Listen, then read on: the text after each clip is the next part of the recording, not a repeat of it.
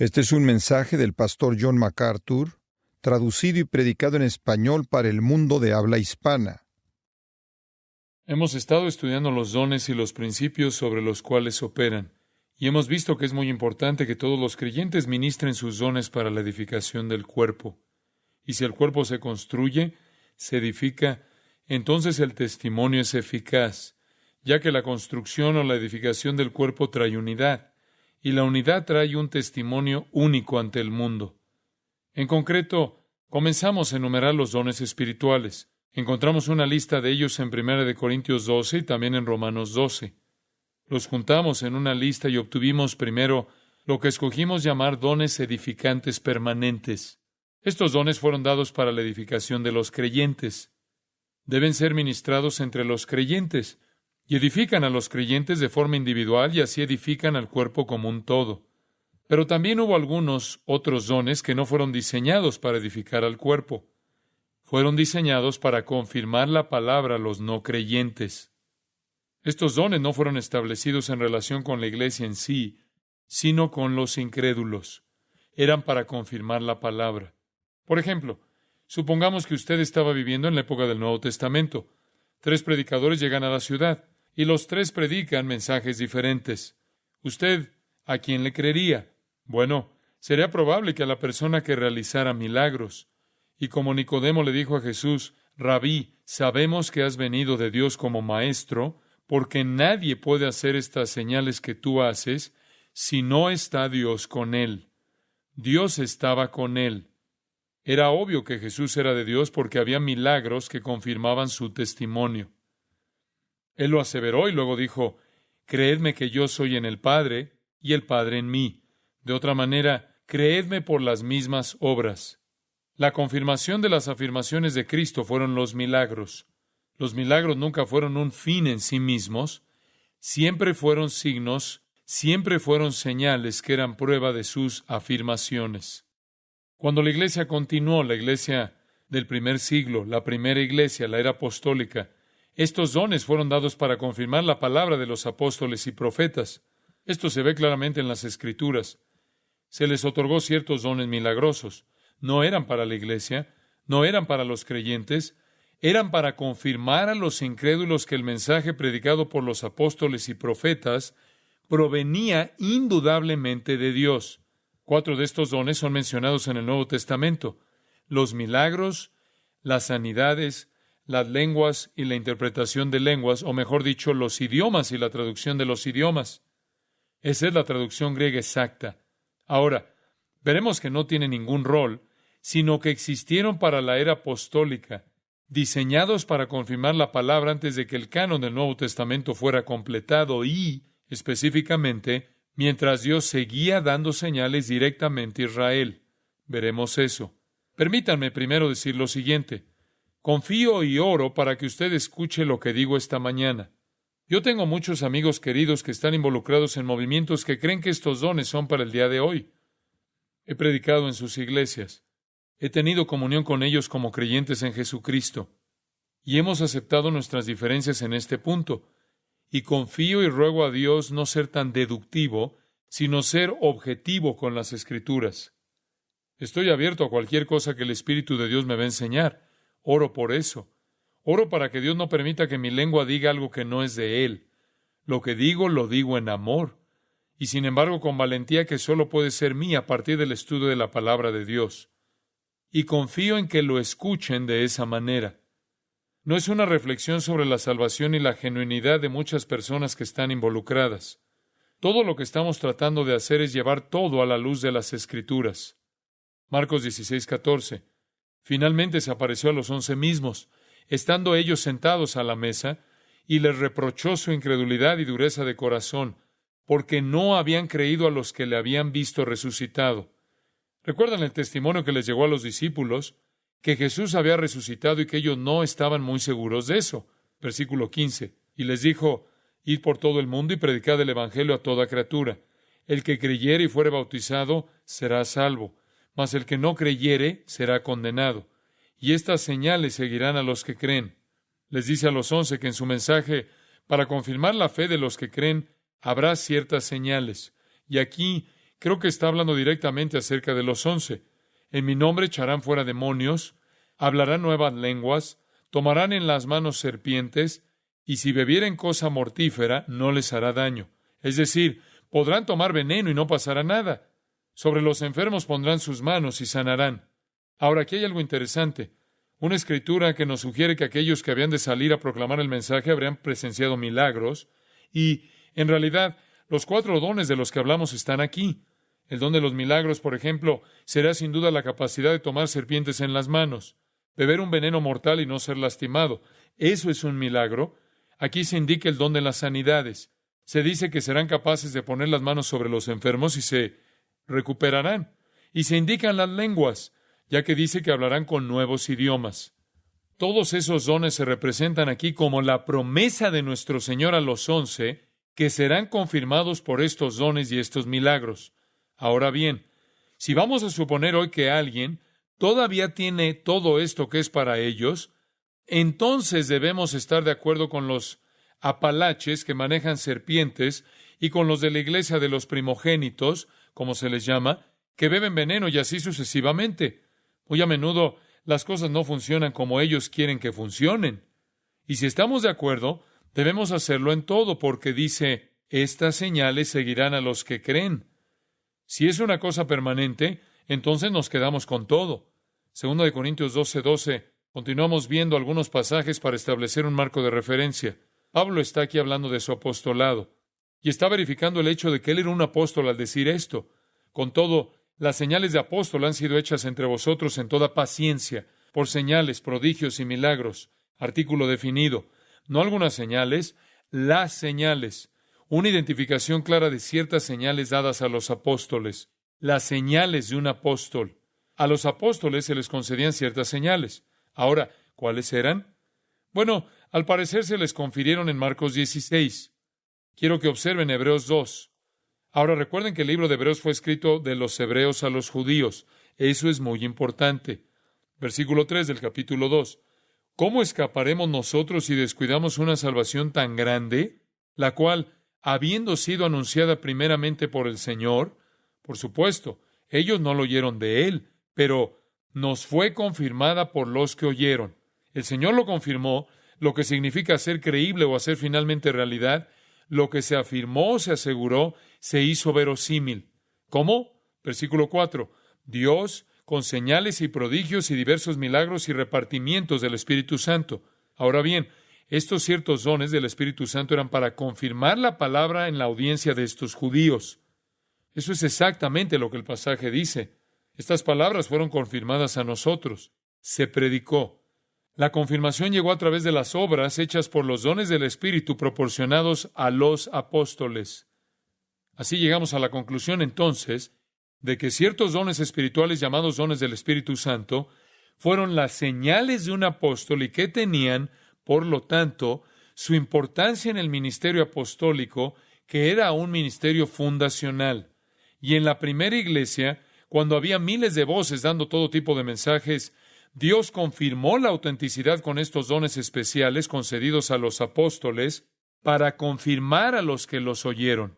Benjamin Warfield, un erudito bíblico, dijo esto, y cito, estos dones milagrosos fueron parte de las credenciales de los apóstoles como agentes autorizados de Dios en la fundación de la iglesia.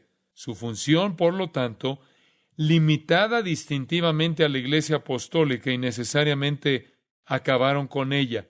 Fin de la cita. Si creemos que Efesios 2:20 dice que los apóstoles y los profetas eran la base, entonces las señales de apóstol terminaron cuando terminaron los apóstoles. Y si las señales de los apóstoles eran dones del Espíritu Santo para confirmar, entonces podemos unir todo y podemos ver que a medida que los apóstoles salieron de la escena, también lo hicieron los dones del Espíritu dados a ellos como señales de confirmación. Concluyeron con ellos. Algunos pasajes de Hechos específicamente asignan y asocian estos dones con los apóstoles. Hechos 14:3, solo para darles una idea, dice, por tanto, se detuvieron allí, Pablo y Bernabé en Iconio, mucho tiempo, hablando con denuedo, confiados en el Señor, el cual daba testimonio a la palabra de su gracia, concediendo que se hiciesen por las manos de ellos señales y prodigios. He aquí un ejemplo de cómo Dios usó estos dones. Ellos predicaban y su predicación se confirmaría como divina porque hacían milagros. Yo no creo que la iglesia de hoy necesite este tipo de confirmación. La iglesia de hoy no necesita confirmación. Si 3 personas llegan a la ciudad y tienen un mensaje diferente, puedo decir inmediatamente quién es de Dios. Y la pauta no es quién hace milagros. ¿Cuál es la pauta? ¿Cuál es la norma o el estándar? La Biblia. Porque aquí está la norma que Dios ha concedido para confirmar el mensaje de quien sea. Pablo incluso dice a los profetas en 1 Corintios 14 que cuando profeticen se aseguren de que su profecía se relaciona con la doctrina que les he enseñado. Y por eso hay que tener cuidado de darse cuenta de que el verificador del mensaje de cualquier hombre, o la experiencia de cualquier hombre, o cualquier cosa espiritual, sea la palabra de Dios. Es la prueba conclusiva, la autoridad concluyente y la pauta de fe y práctica. No podemos asumir entonces que estos dones son necesarios para confirmar la palabra. La palabra ha sido establecida. Decir que hoy necesitamos señales milagrosas, en particular en todos los lugares en nuestra sociedad en los Estados Unidos y en las iglesias donde la palabra está en manos de todos, es pasar por alto o negar la finalidad y la autoridad de las Escrituras. Me recuerda Lucas 16:31, donde dice, si no oyen a Moisés y a los profetas, tampoco se persuadirán aunque alguno se levantare de los muertos. Cuando usted tiene las Escrituras, eso es suficiente. Ese es el punto. Incluso en el momento en que Pablo escribió Efesios, dice que habrá evangelistas y pastores de enseñanza. Y él dice, van a construir el cuerpo. Pero él no hace ninguna mención de ninguno de estos dones milagrosos. Y luego, cuando usted lee las cartas de Pablo a Timoteo y Tito, encuentra que la herramienta es la palabra de Dios. Continuamente dice, enseña la sana doctrina. Ahora bien, si en realidad estos dones que confirman existieran hoy en día, como algunos dicen, entonces acompañarían a grandes maestros de la Biblia o acompañarían a personas que están dando el Evangelio en tierras donde no hay Biblias para confirmar su mensaje, pero no acompañarían a grupos de cristianos que tienen las Escrituras en sus manos. Eso no tiene ningún sentido. No tiene nada que ver con el don bíblico. Los grandes maestros históricos de la Biblia concuerdan en que no poseen estos dones. Y si nos remontamos a la historia y seguimos el rastro de los hombres que han hecho grandes obras de teología, vemos que ellos no estaban involucrados en esto. Estos dones eran para los tiempos apostólicos de entonces como un ministerio de fundación. Ahora, echemos un vistazo a los dones. Solo podemos verlos de manera superficial. En primer lugar, el don de milagros. 1 Corintios 12:10. En la enumeración de los dones habla de milagros, el hacer milagros. Usted dirá, MacArthur, ¿me está diciendo que los milagros han cesado? No, yo no creo que los milagros hayan cesado. Sé que están ocurriendo en todas partes. Veo milagros constantemente. Dios es un Dios de milagros. Usted dice, bueno, deme una definición de milagro. Un milagro no es gran cosa. El incrédulo se incomoda por un milagro. No es nada. Déjeme mostrarle lo que quiero decir. Vivimos en un pequeño mundo natural. Digamos que es una laguna, ¿de acuerdo? Nuestra pequeña laguna y decimos, todo en nuestra pequeña laguna es como debería ser. Bueno, un milagro no es otra cosa que Dios, si es que Él existe, metiendo el dedo en el estanque y creando una onda. Quiero decir, si hay un Dios allá arriba, un milagro no es gran cosa. Es como tirar una piedra en el estanque y crear ondas. Muy pronto el estanque se calma y vuelve a la normalidad. Lea el libro de C.S. Lewis acerca de los milagros. Él cubre todo el tema muy acertadamente. Un milagro es Dios poniendo su dedo en el estanque y formando una ondulación, una serie de ondas. Y si hay un Dios y Él creó el estanque, puede meter el dedo en él cuando quiera. Un milagro prueba que Dios existe. Es por eso que los racionalistas alemanes crucificaron sus almas cuando eliminaron todos los milagros de la Biblia. Ellos comenzaron con la filosofía humanista. No. Dios hace milagros, y los milagros suceden todo el tiempo. Los milagros están sanando. Creo incluso que Dios puede dar a un misionero en algún lugar del mundo la capacidad de hablar un idioma que no conocía. Eso es un milagro. No creo que ese sea el don bíblico de lenguas. Eso fue un don apostólico. Pero creo que Dios puede hacer milagros con boca de la gente, tanto como puede hacerlo con cualquier otra parte de su cuerpo. Dios todavía hace milagros. Vemos que los hace todo el tiempo. El milagro más grande que Él hace es el milagro del nacimiento. Quiero decir que yo mismo soy un milagro. Nuestro Señor, cuando estuvo en la tierra, hizo muchos milagros, y Él siempre los hizo para avalar su verdad. Pero Dios hoy puede hacer algunos milagros para que usted pueda dar su testimonio y alguien pueda decir, bueno, un Dios que puede hacer eso tiene que ser real. Eso puede ser cierto. Pero ya no para probar la revelación escrita, que es un sistema cerrado. Así que no estoy diciendo que los milagros han cesado. Solo estoy diciendo que los milagros son diferentes hoy en día y que el don de milagros ha cesado porque era apostólico. Se puede estudiar la historia de los milagros y usted encontrará que hay 4 grandes periodos de milagros en la Biblia. Y en los otros periodos de la Biblia simplemente no existían. El periodo de Moisés, un tiempo de milagros. El periodo de Elías y Eliseo, nuevamente. A continuación, un periodo de tiempo prolongado sin milagros. Y luego, de repente, durante la vida de Cristo y la era apostólica, los milagros siempre tenían un propósito y un tiempo limitado. Y la gente no hace milagros continuamente. Creemos que el don de milagros hoy en día ha cesado con el fin de la era apostólica. Ser capaces de beber veneno, poder caminar y realizar todo tipo de prodigios, señales y milagros es algo que pertenecía a esa época. No hay nada de eso en todos los escritos de Pablo a Timoteo y a Tito. Nada en absoluto acerca de los milagros. No hay ninguna indicación de hacer milagros o incluso un énfasis en la vida de Pablo. Después de que se fue a Filipos por un periodo de al menos 2 años, no dice nada acerca de los milagros.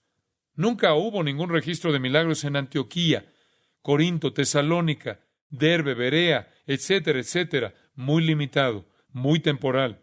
Yo estaba conduciendo hacia Hume Lake y vi una gran carpa en un lote baldío. En un letrero exterior decía, servicios milagrosos, milagros de lunes a viernes. ¿Milagros de lunes a viernes? Una línea de producción de milagros. Creemos que la palabra de Dios no nos dice nada acerca del don de milagros para esta época, sino que esos son los dones de los apóstoles. Han sido temporales en ese período. Con el fin de la escritura del Nuevo Testamento, la certificación de cualquier mensajero no es su capacidad de hacer milagros, sino su capacidad de enseñar la palabra con precisión. El cumplimiento de la palabra es ahora el testimonio de cualquier hombre. Y podríamos decir más al respecto, pero vamos a seguir adelante. Sanidades. ¿Qué pasa con la sanidad? Este es sin duda un don milagroso y es una indicación básica en 1 Corintios 12, donde aparece como la capacidad de curarse mutuamente. Dice, sanidades, versículo 9. Usted me preguntará, ¿ahora usted dice que entonces Dios no sana a los enfermos? Por supuesto que no. Dios sana a los enfermos, Él restaura a los enfermos. Pero hoy no hay gente caminando por ahí que sanará a todo el mundo en respuesta a un don como en la era apostólica. Hoy en día Dios sana por su voluntad soberana y en respuesta a la oración. Usted puede encontrarlo en el libro de Santiago. Y tal vez debería observar el capítulo 5 conmigo por un momento. Y por cierto, Santiago fue escrito antes de 1 Corintios. Dice en el libro de Santiago, versículo 13, ¿está alguno entre vosotros afligido? Haga oración. El versículo 14, ¿está alguno enfermo entre vosotros? Llame a los ancianos de la iglesia y oren con él. Oren sobre él, ungiéndole con aceite en el nombre del Señor. Y la oración de fe salvará al enfermo. Eso es lo que dice. Dios lo levantará. Incluso en Santiago, que puede ser el primer libro en el Nuevo Testamento en términos cronológicos, tal vez el más antiguo, cuando alguien estaba enfermo no dice, ve por el que tiene el don de la sanación, ve por el que tiene el don de sanidad, de curación, sino que dice, oren por él. Dios nunca quiso que el don de la curación tuviera una relación especial real con la iglesia. Era una señal, el don de sanidad, para confirmar la palabra a los incrédulos. Y usted puede estudiar a Jesucristo y encontrará que a quienes sanó eran incrédulos. Estuvo involucrado en ratificar sus afirmaciones en las mentes de los no creyentes.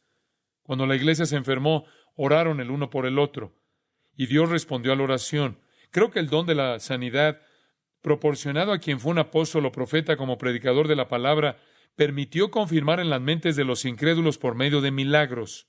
Y vuelvo a decir, si el don de la sanidad existiera hoy en día, no pertenecería a los llamados curanderos, a los sanadores, pertenecería a los maestros de la Biblia, pertenecería a las personas que se encuentran proclamando el Evangelio como una confirmación de que es verdad, no a un determinado sector de personas, evangelistas o como quiera que les llamen.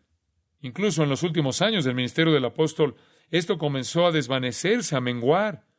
Es interesante que Pablo, cuando Timoteo estaba enfermo, le dijo: yo sé cómo solucionarlo. Toma un poco de vino por el bien de tu estómago. Si el don de sanidad existía en ese momento, alguien podría haberlo solucionado de un modo más sencillo.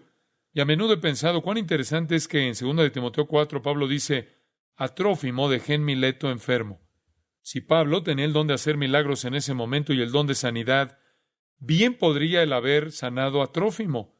Pero no parece haber ningún caso en el Nuevo Testamento donde ese don se ejerce en un creyente o se ejerza a un creyente.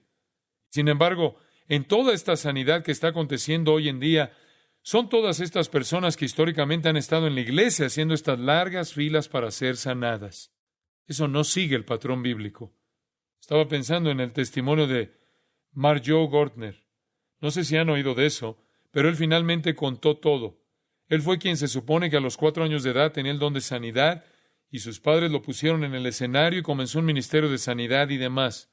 Algo interesante. Yo estaba con mi papá y nos quedamos sentados hablando de esto. Yo debería ir a ver esa película. Acaban de hacer una sobre él. Me llamaron por teléfono cuando estaban haciéndola, me dijo mi padre. Y me preguntaron si podían utilizar un comunicado de prensa y una entrevista que hice cuando él tenía tan solo 4 años de edad.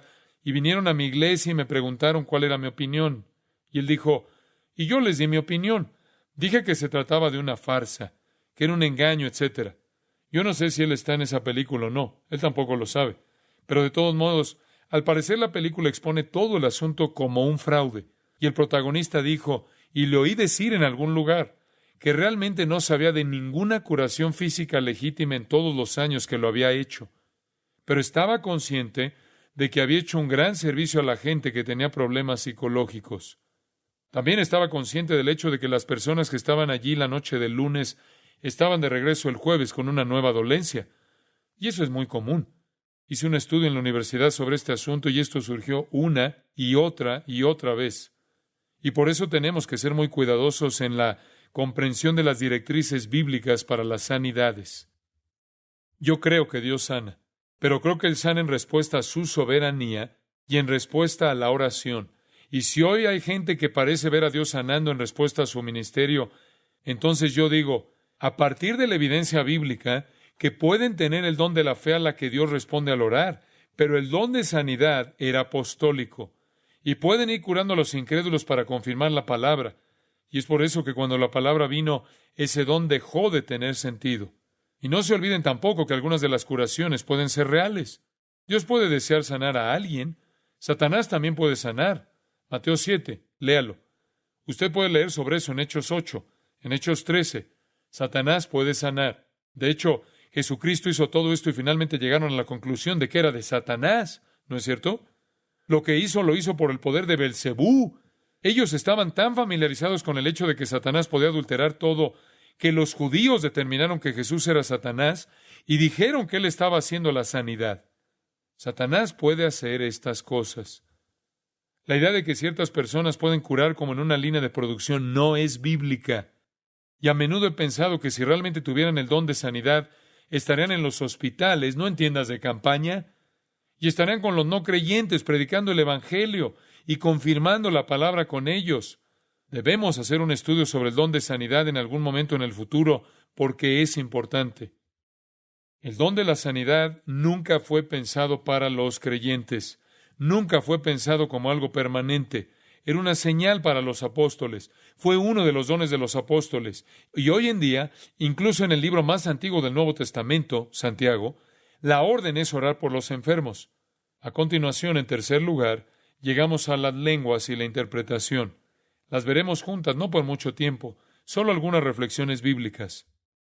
Quiero que consideren varias cosas con respecto a esto. ¿Cuál fue el don de lenguas y cuál fue su utilidad?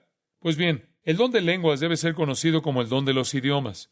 La palabra es glosa, la palabra tradicional histórica para idioma. En realidad no significa otra cosa que idioma.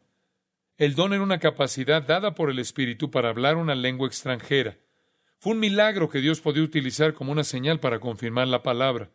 Lo más importante que sucedió en Hechos 2 fue la predicación de Pedro.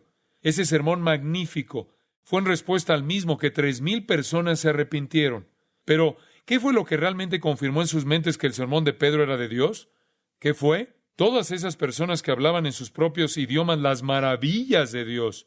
Fue un regalo de confirmación, fue un don de confirmación, fue pensado para los incrédulos. Solo apuntaba al sermón. No fue nunca un fin en sí mismo. Una señal para escuchar el sermón. Fue un don de confirmación. ¿Cómo iban a saber que era de Dios? Cuando vieron ese milagro, ¿a qué más podrían asignar eso? Ellos escucharon a Pedro, y después de haber hecho esto, debieron asumir que esto era el mensaje de Dios. Al menos 3,000 personas lo creyeron. Además, las lenguas eran una señal solo a los judíos. Nunca tuvieron sentido para los gentiles. En Hechos 2, judíos.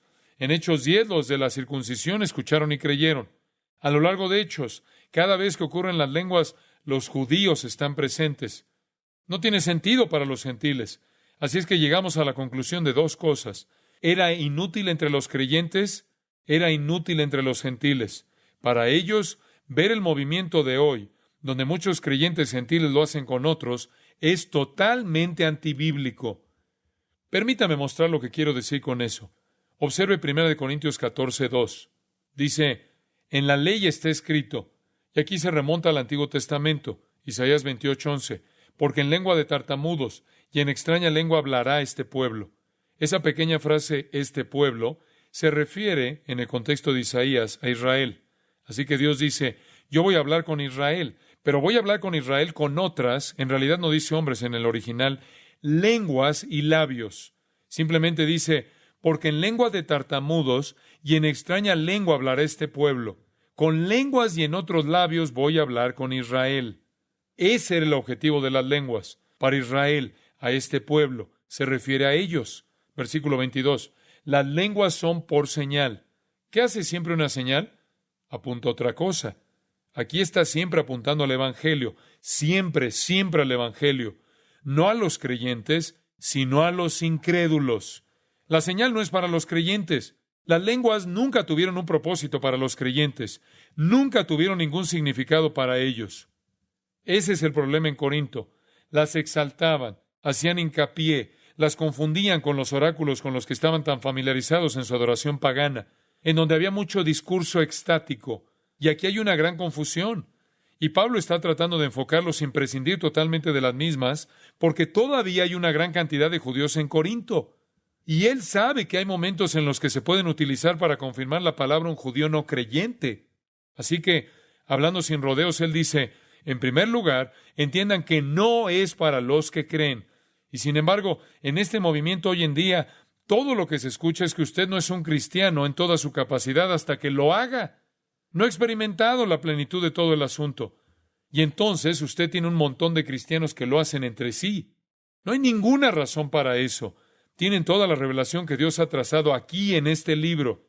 Cuando la palabra de Cristo mora en abundancia en ellos, que es lo que significa ser lleno del Espíritu, van a experimentar todo lo que se pueda experimentar. Y así vemos que tiene que ser llevado a la prueba de las Escrituras. En Isaías 28:11 se le asigna definitivamente Israel, versículo 22. Las lenguas no son a los creyentes, sino a los incrédulos. ¿Quiénes no creían? Los judíos. Y él dice, ¿por qué no intentas predicar? Eso es bueno para todos. Eso es bueno para los que creen. Lo dice preocupado por los corintios. No necesitan experiencias, necesitan doctrina. Ese era su problema. Observen el versículo 23. Esto es confuso si usted no lo entiende. Si pues, toda la iglesia se reúne en un solo lugar. Esto es lo que estaba pasando en Corinto. Toda la iglesia, los cristianos en el único lugar y todos hablando en lenguas. Y todos están hablando en todos los idiomas. Y tal vez la mayoría de ellos no eran lenguas, sino solo un poco de balbuceo. Hablaremos de eso en un minuto. Si entran indoctos o incrédulos, ¿no dirán que estáis locos? Usted dirá que no tiene sentido. En el versículo 22 dice, las lenguas son por señal a los que no creen. En el versículo 23 dice que si entran los incrédulos, pensarán que estás loco si lo haces. Usted se pregunta, ¿cuál es la diferencia? La diferencia es la siguiente. Son una señal para los judíos que no creen. Corinto no era una ciudad judía. ¿Qué era? Era una ciudad de gentiles, de griegos. Y el problema es que los gentiles llegaban y no podían entender qué estaba pasando. Ellos tenían que estar expuestos a un fenómeno que Dios nunca tuvo la intención que fuera para un gentil. Eso es lo que Pablo tiene que estar diciendo aquí. Vienen a su asamblea y todos ustedes están haciendo eso. Le voy a dar un ejemplo. Tengo un vecino gentil que vive al lado y hemos estado tratando de compartir a Cristo con esta señora y su marido. Mi mujer ha compartido con ella.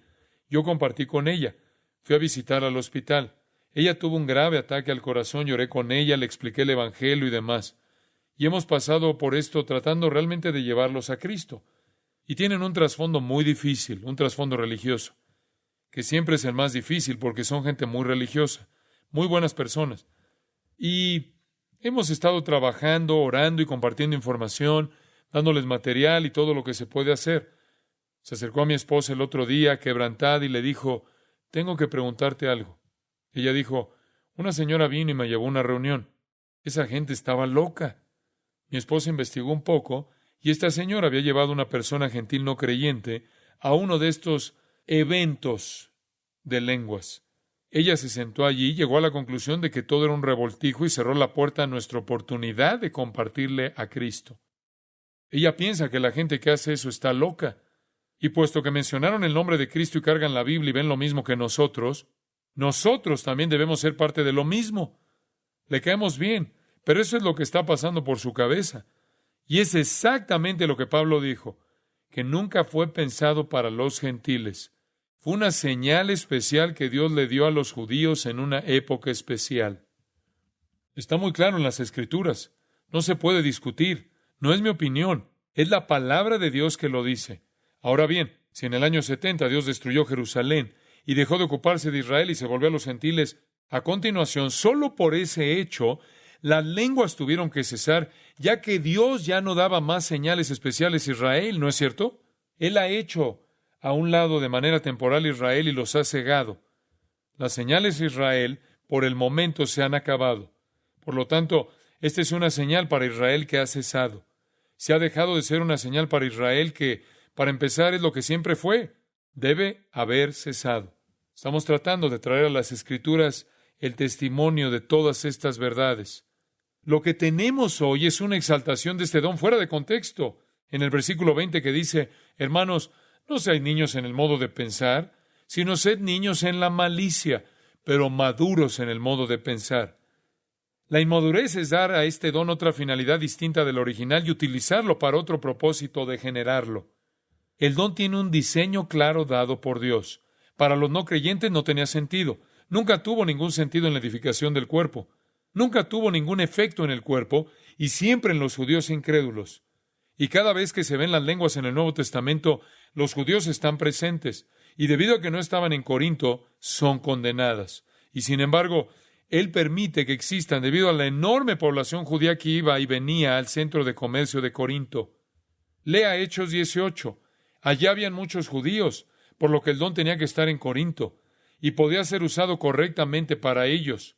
Pero lo habían usado fuera de control, y especialmente ya que los corintios habían salido de los oráculos, y el habla estática formaba parte de todo su culto.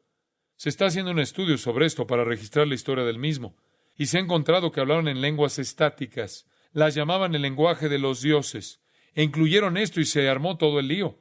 Y Pablo está tratando de corregir el problema con amor. Permítanme añadir otra cosa. Además, siempre en un idioma conocido. Puede haber sido extranjero al que hablaba, pero siempre era genuino. Y hay muchas razones para ello.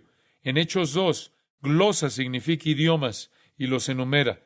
Partos, medos, elamitas y Mesopotamia, Egipto, cretenses, árabes. Dice exactamente qué idiomas eran. Incluso utiliza gene glosa en 1 Corintios, que significa tipos. Gena, de donde obtenemos género, clases de idiomas, variedad de idiomas. No podía haber variedades de balbuceo. Así que tiene que ser idiomas y variedades. Luego, cuando dice el don de interpretación de lenguas, es la palabra hermineia, que significa traducción de idiomas. Estos serán idiomas. En 1 Corintios 14:7, él incluso dice que tiene que tener una estructura gramatical. Dice, ciertamente las cosas inanimadas que producen sonidos como la flauta o la cítara, si no dieren distinción de voces, ¿Cómo se sabrá lo que se toca con la flauta o con la cítara? Ellos estaban balbuceando. Estos corintios habían degenerado todo. Y él dice, ni siquiera es claro, no es genuino, no se puede ser traducido, por lo que debemos prestar atención a estas cosas. Ahora, de acuerdo a la lingüística moderna, si nos fijamos en el movimiento de las lenguas hoy, concluimos que es un idioma. Les daré el testimonio de un hombre, y hay mucho sobre esto de lo que podríamos hablar. Permítame mencionarle este pensamiento. William Samarin. William Samarin ha escrito un libro cuyo título es Las lenguas de los hombres y los ángeles. Él es un experto en lingüística. Ha dedicado su vida al estudio de la lingüística. Es un doctor en lingüística.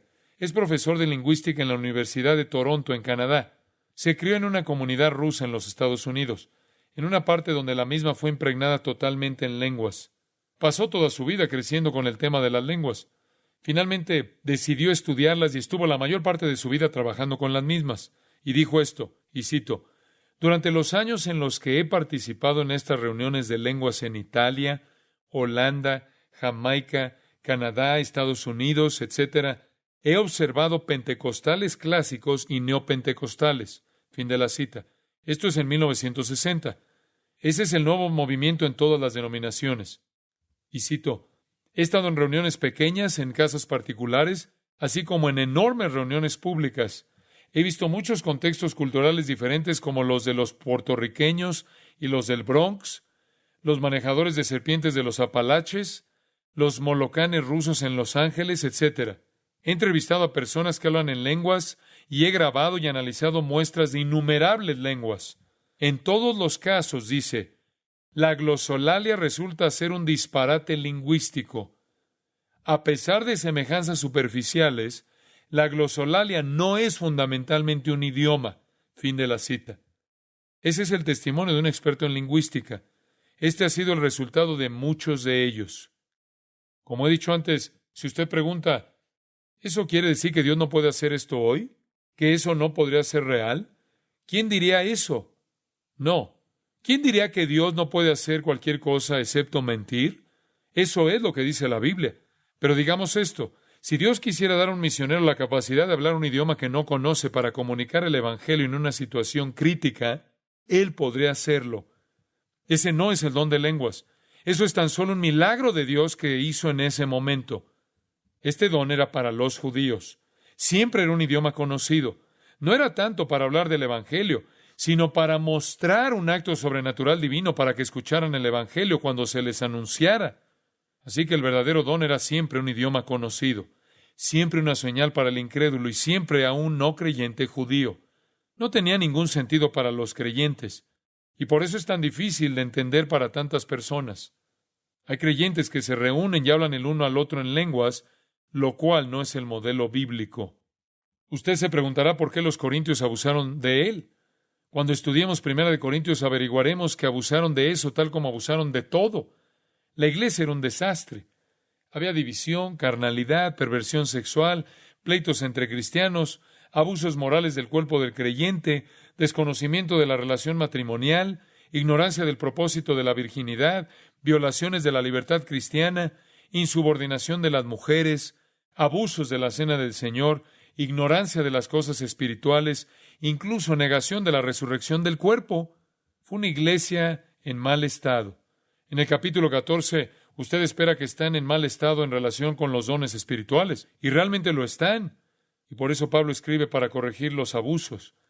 Y en el capítulo 14 dice solo un par de cosas. En el versículo 1, seguid el amor. Todos los dones que son realmente ministrados son hechos con amor. Los de ellos no lo eran, sino en división, carnalidad, por lo que no era un verdadero don. Procurad los dones espirituales. Eso es en su congregación cuando se reúnen. Desead que Dios os ministre a través de los dones, pero sobre todo que profeticéis. Y define ese don en el versículo 3 como hablar para edificación, exhortación y consolación. Luego en el versículo 2 dice, y esto es lo que estaban haciendo, el que habla en lenguas no habla a los hombres, sino a Dios. Estás hablando misterios en tu espíritu. ¿Por qué no haces algo de lo que todos podamos beneficiarnos? Como enseñar, predicar, lo que presupone estudio, que es donde se obtiene la verdad espiritual, que es la manera de crecer. En el versículo 4 dice, Tú eres responsable de edificarte a ti mismo, lo cual es egoísta. Hoy sucede el mismo problema. El egoísmo en el ejercicio de esto. No hay que ser egoísta. El ejercicio de un don espiritual es verdaderamente desinteresado. Es para edificar, no es para autoedificarse, no es para la edificación personal. No ha de estar para nada centrado en mí. Que salga de mí y produzca algún tipo de experiencia espiritual para mí mismo es el colmo del egoísmo. Ministrar es edificar a los demás. ¡Qué bendición! Él debe permitir que exista por el bien de los judíos, por lo que expresa algunas calificaciones para hacerlo, o requisitos para hacerlo. Y dice en el versículo 27, si habla alguno en lengua extraña, sea esto por 2 o a lo más 3, y por turno, y uno interprete. En la iglesia de Corinto iban por todas partes, solo 2 y 3. Cada vez que se reúnen y Dios plantea hacer esto, debe haber judíos incrédulos que necesiten este don para ser ministrados. Solo 2 o 3, y por turno, y con un intérprete. Y si usted no tiene un intérprete, versículo 28, entonces no diga nada. Siéntese y ore. Versículo 28, hable para sí mismo y para Dios. Luego dice esto en el versículo 34, vuestras mujeres callen en las congregaciones. Si esto se pusiera en práctica, el 75% del movimiento acabaría mañana porque está muy dominado por mujeres, porque no les es permitido hablar. Ese era el problema. Las mujeres estaban en control. ¿Qué hemos visto? Bueno, hemos visto que Pablo puso en uso algunas normas muy estrictas, incluso en Corinto, y a continuación nos muestra su importancia. Y sabemos que era para los judíos y para los judíos incrédulos. Por lo tanto, cuando Dios dejó de tratar con los judíos, dejó de dar señales a Israel. No había necesidad de ese don, porque eso es lo que era, una señal para Israel. En Corinto se convirtió en una confusión masiva. Ahora hemos hablado de cómo sabemos que ha cesado. Nuestra teología nos lo dice. Tenía un propósito temporal, eso lo vemos. Pero le voy a dar otro pensamiento. 1 Corintios 13:8. Si nos fijamos en el versículo 8, creo que veremos un buen lugar para comenzar. El amor nunca falla. Entonces debe compararlo con algo que sí lo hace, pero las profecías se acabarán. No funcionarán o serán reemplazadas. Ya sea que haya lenguas, cesarán. Parar. Si hay conocimiento, se acabará. La palabra acabarán en relación con el conocimiento y acabará en relación con la profecía es la misma palabra. Catargeo. Significa inoperante o ser reemplazado. La profecía y el conocimiento serán suplantados.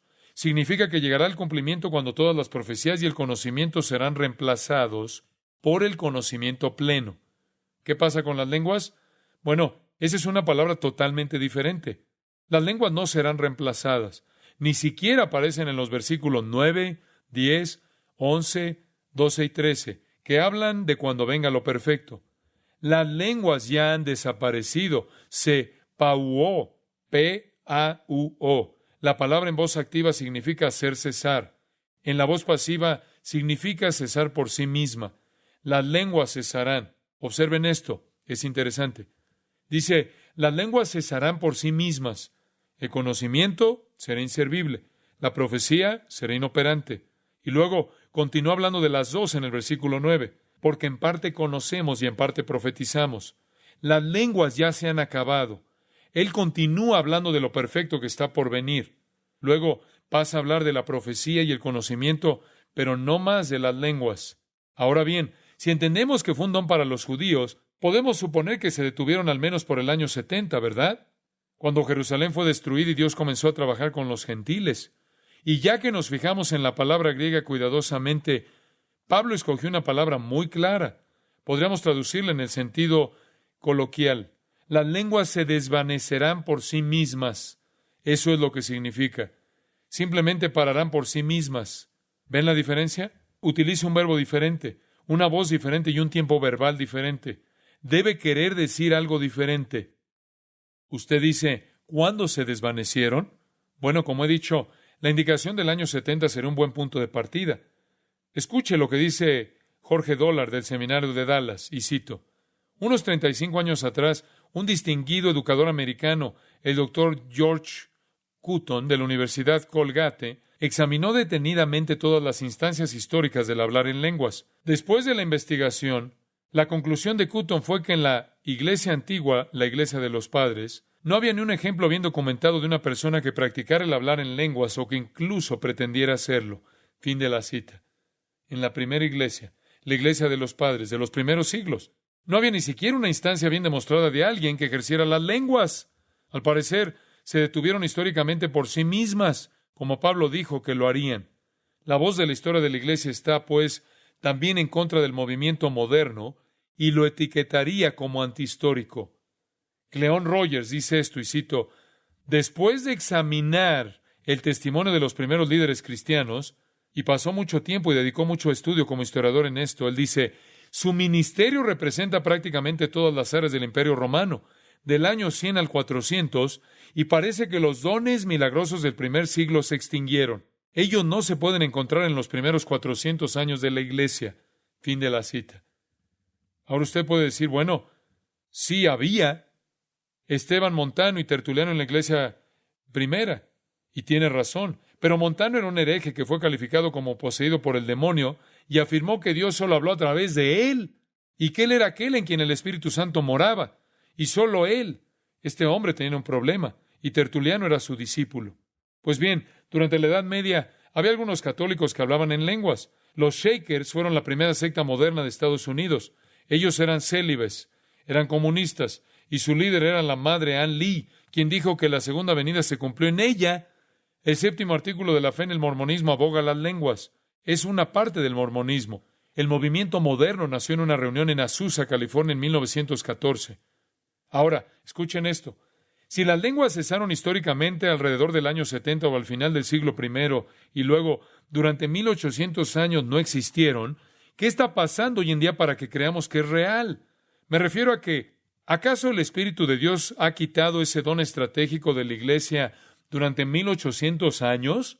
No hay nada en la Biblia que diga que será otorgado nuevamente. ¿Dónde ha estado por 1800 años si se trata de una parte integral de la vida de la iglesia? ¿El Espíritu de Dios ha cometido un error grave? No lo creo. Creo que tenemos que colocar lo que está pasando hoy a la luz de las Escrituras. Usted dice, bueno, ¿qué está pasando? ¿Qué es entonces? Bueno, hay tantas explicaciones. Quiero ser preciso solo en el sentido de la evaluación.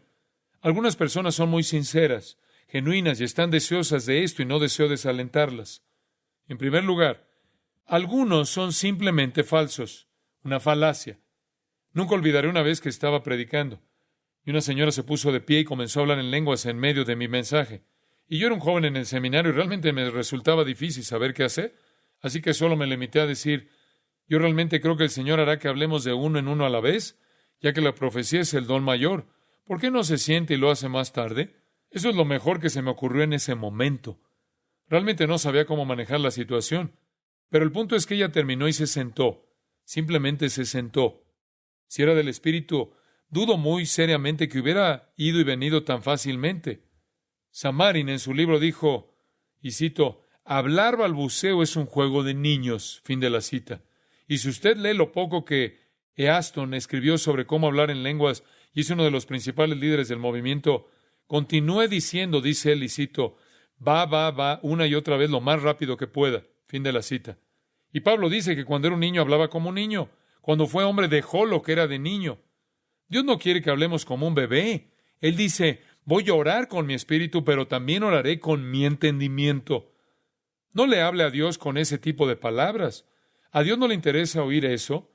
Así que creo que algunas personas están tan deseosas de algo experimental y debido a la presión de su grupo de pares, simplemente hacen algo porque se está haciendo.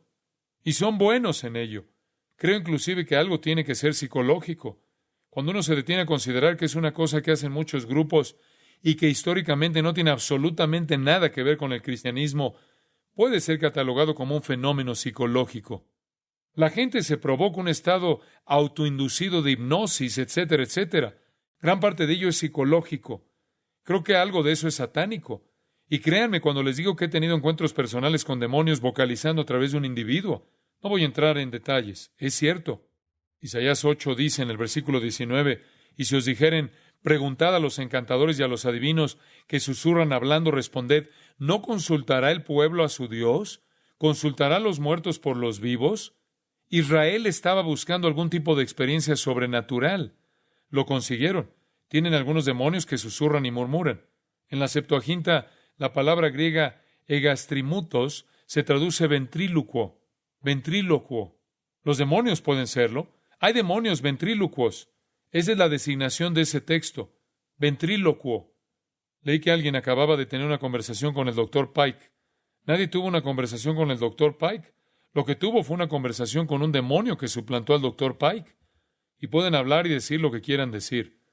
El hecho de que suceda no significa que sea cierto. Usted debe colocar su experiencia a la luz de las Escrituras. Un autor dijo, y cito, usted simplemente haga silencio, guarde silencio, resuelva no hablar una palabra de un idioma que haya aprendido, sus pensamientos centrados en Cristo, y simplemente alce su voz y hable con confianza que el Señor tomará el sonido y le dará forma de lenguaje. Fin de la cita. ¿Qué es eso? ¿Eso no es hablar a Dios con su entendimiento? Pablo dice, voy a orar con mi entendimiento. Voy a cantar con mi entendimiento. Usted preguntará por qué la gente busca esto. ¿Por qué lo hacen? Le voy a dar 4 razones. Una, hay una desviación sistemática de la interpretación de la Biblia. Ellos no saben dónde corresponde cada cosa en el plan de Dios. Hablé con un hombre que tenía problemas con esto, y no estaba en este movimiento, pero yo sabía que lo iba a estar pronto porque no podía entender la segunda venida y no comprendía la diferencia entre Israel y la Iglesia. Él confundía el antiguo pacto con el nuevo pacto. Se graduó de un seminario en este tema y realmente no tenía una teología definida en absoluto. Él solo se desplazaba por toda la Biblia, todo era un gran revoltijo espiritualizado. Era realmente un alma frustrada. Pero una vez, por fin dijo, he decidido aplicar simplemente todo a todo el mundo. Le dije, bueno, ¿a qué hora son tus sacrificios? No se puede aplicar todo a todo mundo. Eso no funciona. Dios opera en diferentes momentos y de diferentes maneras de acuerdo con su propio diseño por razones específicas. Y cuando la gente no entiende la interpretación sistemática de la Biblia, cuando no entienden qué va en cada categoría teológicamente, a continuación se encuentran con todo tipo de problemas. Debe haber una interpretación bíblica sistemática, y si no se les enseña eso, entonces caen víctimas de esto. En segundo lugar, creo que otra razón por la que la gente cae en esto es porque están hambrientos de la palabra de Dios y la experiencia sobrenatural. Y esto es cierto. Mi corazón está con esta gente. Mi corazón anhela enseñarles la palabra de Dios porque ahí está todo. Cuando la palabra de Cristo mora en ustedes en abundancia, todo es de ustedes, ¿no es cierto? Y estas personas no tienen eso. Y se mueren de hambre por la palabra de Dios. Se mueren de hambre porque algo real, algo divino pasa en sus vidas. Y se aferran a lo que puedan. Y las personas que están adelante de ellos les deberían estar enseñando, pero no lo están. Tercero, creo que mucha gente quiere mejoría física y experiencia emocional porque tiene falta de fe. En realidad no creen. Y tienen que estar continuamente mostrándose. Su fe es tan débil. Eso es duda en busca de pruebas. La gente quiere algo sobrenatural y entonces creerán. Y se aferran. A continuación, en cuarto lugar, creo que la gente lo busca porque se ha ofrecido como un camino rápido a la espiritualidad. Uno puede llegar tan rápido, automáticamente estás en el grupo superior. ¿Qué quiero decir? Pues bien, el movimiento moderno no tiene ninguna base en la doctrina bíblica. No observa ninguna norma. La carne y Satanás pueden hacer una experiencia falsa. Las lenguas no son exclusivas de los cristianos. No podemos decir que la experiencia las verifica. ¿Sabe usted que hay informes de biblos en la costa de Fenicia que dicen que en el año 11 a.C. las lenguas sucedían allí? Hablaban lenguas estáticas. Del 429 al 347, los diálogos de Platón hablan de ello. Del 7 al 19 a.C., Virgilio describe en la Eneida los aumentos de civiles en idiomas estáticos en la isla de Delos. Crisóstomo registra que lo hicieron las pitonisas de Delfo. Las religiones misteriosas, los cultos griegos o romanos, todos están involucrados en esto. Esto es antiguo. Hoy en día, los derviches de Persia pronuncian el nombre de Alá y se sacuden de forma violenta en trances y discursos estáticos. Los esquimales de Groenlandia participan de esto. Sus servicios religiosos son dirigidos por un curandero sacerdote, y hay baile, desnudez y todo tipo de cosas orgiásticas. Y en medio de todo esto, se habla en estas lenguas que no son idiomas. Freuchen, en Aventuras en el Ártico, dijo esto, y cito, de repente uno de los hombres se volvió loco, incapaz de controlar el ritmo regular del servicio. Saltaba gritando como un cuervo y aullando como un lobo en éxtasis. Él y la chica comenzaron a gritar en un idioma que yo no podía entender. Si el hablar en lenguas existe, lo escuché entonces. Fin de la cita. No está necesariamente limitado al cristianismo. Los monjes tibetanos lo hacen. De hecho, grabaron algunos de ellos. Algunos de ellos hablan inglés y no tienen ni la más remota idea acerca de ese idioma. Otros articulan en inglés grandes obras de Shakespeare. Algunos de ellos incluso han citado a Freud en alemán, actividades diabólicas. Debemos llevar todo a la luz de las Escrituras. Y el peligro del movimiento moderno es que confunde la doctrina del bautismo del Espíritu. Subordinan frecuentemente a Cristo al Espíritu Santo. Crean dos niveles de cristianos, los que tienen y los que no tienen, grupo superior e inferior, y crean una unidad falsa. Como ya saben, la Biblia predice en Apocalipsis 17 que habrá una iglesia mundial. Me preguntaba cómo iba a pasar, cuando todo el mundo tiene su propia teología. Pero hoy sucede algo que, por primera vez en la historia, fragmenta todas las líneas denominacionales. 30,000 católicos están ahora involucrados en el movimiento carismático. De 8 a 14 millones de personas están involucradas en esto. Traspasa todas las líneas denominacionales. Las personas se están reuniendo sin doctrina. No importa cuál doctrina tenga mientras que posea esto. Bien podría ser que esto fuera el catalizador para el movimiento ecuménico que da lugar a la falsa iglesia en Apocalipsis. Termino con esto para que usted lo medite. Segunda de Pedro 1:3 dice esto: como todas las cosas que pertenecen a la vida y a la piedad nos han sido dadas por su divino poder. ¿Quién? Cristo. ¿Qué nos ha dado Él? Todas las cosas. ¿Necesitaremos más? ¿Cómo las consigo? Mediante el conocimiento de aquel que nos llamó por su gloria y excelencia, a través del conocimiento de Él. Y cuando usted es salvo, usted recibe todo lo que necesita. Usted no tiene que buscar nada más. Busque conocer la palabra de Dios y tratar de conocer mejor a Cristo. No hay ningún producto espiritual distinguido que usted necesite que no tenga. Se debe ceder a la obediencia de aquello que es suyo en Cristo. Oremos. Padre, te damos gracias esta mañana por darnos el tiempo para considerar estas verdades. Hablamos con valentía porque hablamos a partir de tu libro. Sin embargo, Padre, sabemos que muchos seres queridos a quienes amamos, a quienes apreciamos verdaderamente, son parte de esto. Y no seríamos crueles, faltos de amor o injustos. No queremos ser así, menos que nada, Dios. Estaríamos en el error bíblico. Y por eso nos hemos esforzado en dividir, en trazar correctamente las Escrituras. Como padre, como pastor de este rebaño, siento la responsabilidad de protegerlo, asegurarlos de quienes los amenacen, que quieran destruir la unidad y desalienten su plenitud en Cristo. Así que, Padre, hemos dicho estas cosas confiando en que el Espíritu de Dios haga su obra. Y oramos para que cada uno de nosotros busque en su propio corazón y reconozca que en realidad todo lo que necesitamos es nuestro en Cristo y que estemos satisfechos con lo que tenemos, pero no hasta que estemos ministrando en fidelidad, en sometimiento y obediencia. Gracias, Señor, por tu palabra y por los que se congregaron para aprenderla. Oramos en el nombre de Jesús. Amén. Al concluir nuestro servicio esta mañana, todos debemos ser comisionados y enviados a algún lugar específico para compartir lo que hemos aprendido. Tal vez Dios tiene un lugar específico para que usted vaya. Tal vez esto le ha ayudado a responder algunas preguntas en su corazón. Permítame decir que cuando usted esté tratando con gente que esté en esto, no sea tan enérgico como yo he sido con usted. Acérquese con amor. Comparta los principios bíblicos. Lo que les digo a ustedes, lo digo porque están a mi cargo. Cuando usted está tratando de compartir estos principios, no sea tímido acerca de los mismos, pero asegúrese de compartirlos con amor, para que no seamos culpables de hacer aquello que no deseamos hacer. Ejercitar nuestros dones fuera del contexto del amor.